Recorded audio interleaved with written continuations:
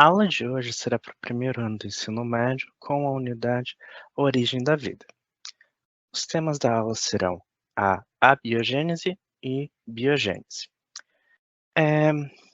Para começar, essas duas teorias buscam orientar de onde é que surgiu os seres vivos.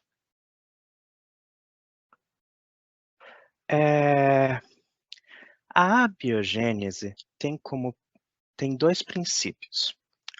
Um deles é que os seres vivos podem ser podem surgir da reprodução entre dois animais da mesma espécie, ou da matéria inanimada, ou seja, eles surgem da natureza. O outro princípio é da existência de uma energia vital, algo que está no ar, que seria a ânima, que anima os seres inanimados, aquilo que dá vida. Essa era uma das explicações que os cientistas de muito antigamente tinham de por que a gente precisa respirar. A ideia deles era que a gente precisa respirar para conseguir a ânima, que estava no ar, mas era uma parte diferente do ar, né. Das pessoas que se associou muito a essa teoria foi Aristóteles, um filósofo muito importante na Grécia Antiga que influenciou o pensamento da Europa por muitos séculos que vieram depois. E por que essas pessoas acreditavam nisso?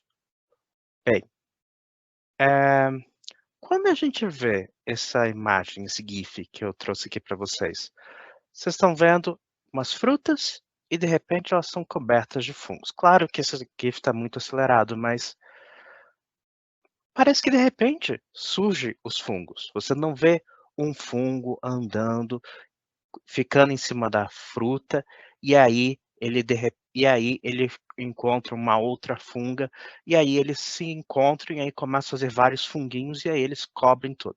Não, é um dia você tem uma banana, depois a banana começa a ficar escura, e aí começa a ter pontinhos cinzas na sua banana.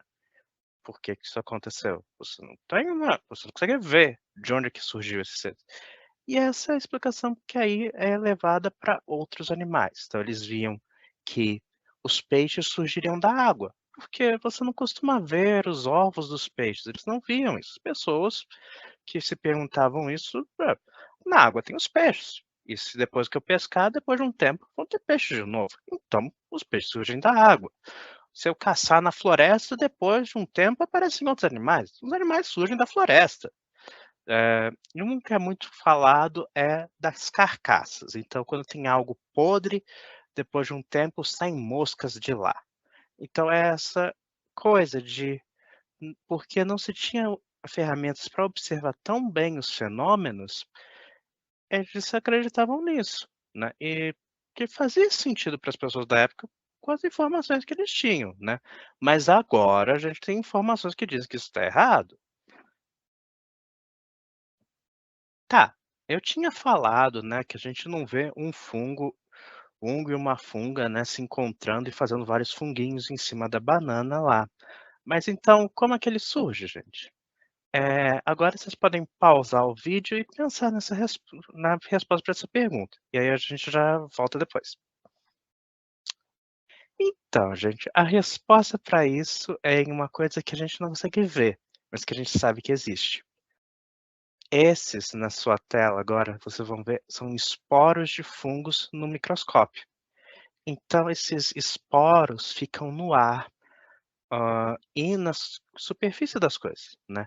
Então, na sua mesa agora tem esporos de fungo.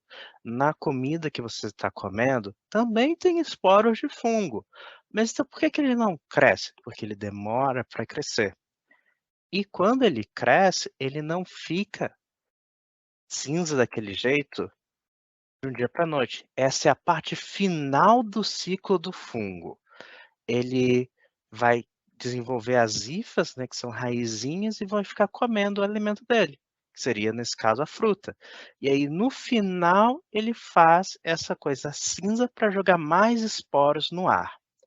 A base para a resposta que acabamos de formular juntos é a teoria da biogênese. na qual seres vivos são originados de outros seres pré-existentes.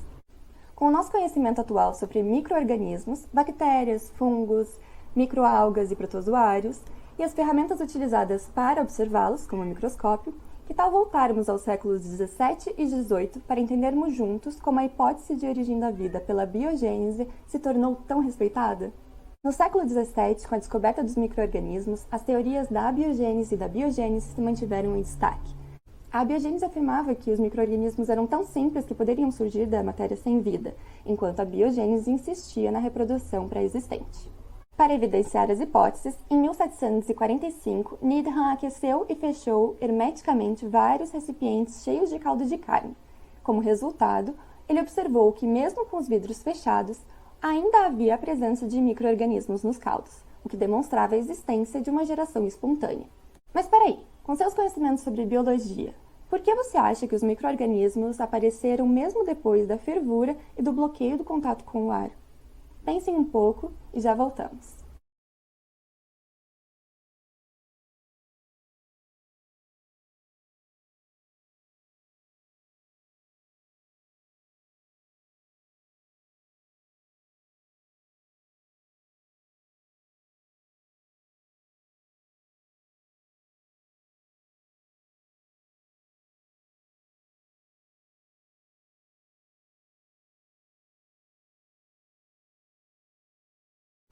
Essa mesma pergunta foi feita por Spallanzani no século XVIII.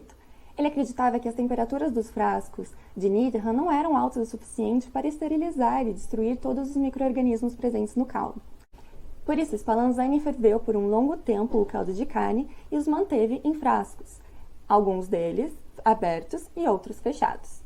Ao final da experiência, ele demonstrou que os micro-organismos só apareciam nos frascos abertos, porque eles estavam no ar e não no líquido do caldo. Se você fosse um cientista apoiador da abiogênese, ou seja, da geração espontânea, qual crítica você faria ao experimento de Spallanzani? Pensem, formulem e daqui a pouco nós voltamos com a resposta.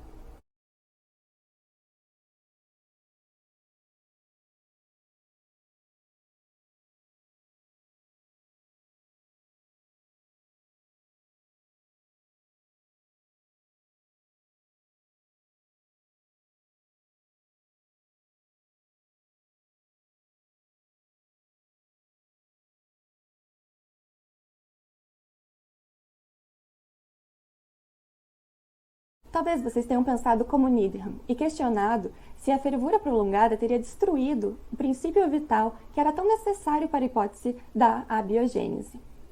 Por mais de 100 anos, essa discussão se manteve, até que Pasteur realizou o experimento que serviria de evidência contra a abiogênese e a favor da biogênese. Ele ferveu o caldo de carne em um vidro com o gargalo curvado em forma de S, ou como vocês podem encontrar em outras literaturas, com o pescoço de cisne. Esse vidro se manteve aberto o tempo todo, e o líquido presente no experimento permaneceu estéril por muito tempo. Agora eu quero saber de vocês. Por que o gargalo curvado em S determinou o resultado do experimento? Dica: relembrem o conteúdo visto hoje e associem com outras matérias.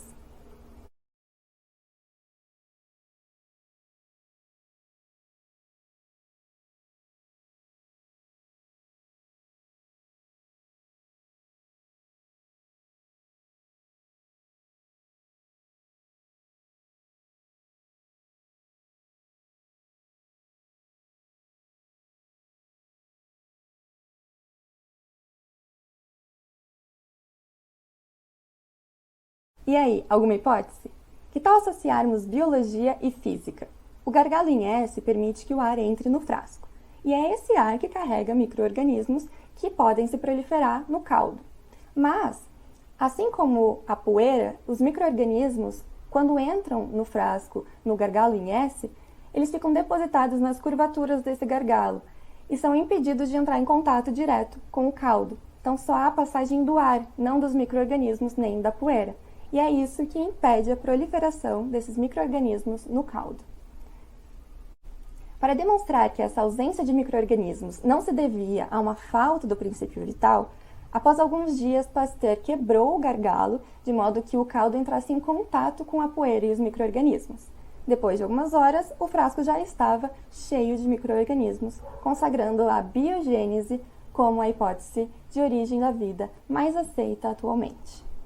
Agora que entendemos melhor as teorias de origem da vida, podemos voltar ao século XXI e usar da tecnologia a nosso favor. Como atividade de fixação, sugerimos que vocês entrem no link disponível e joguem uma partida de Batalha dos Séculos, Needham versus Pasteur. Espero que tenham gostado da aula e bom combate a todos!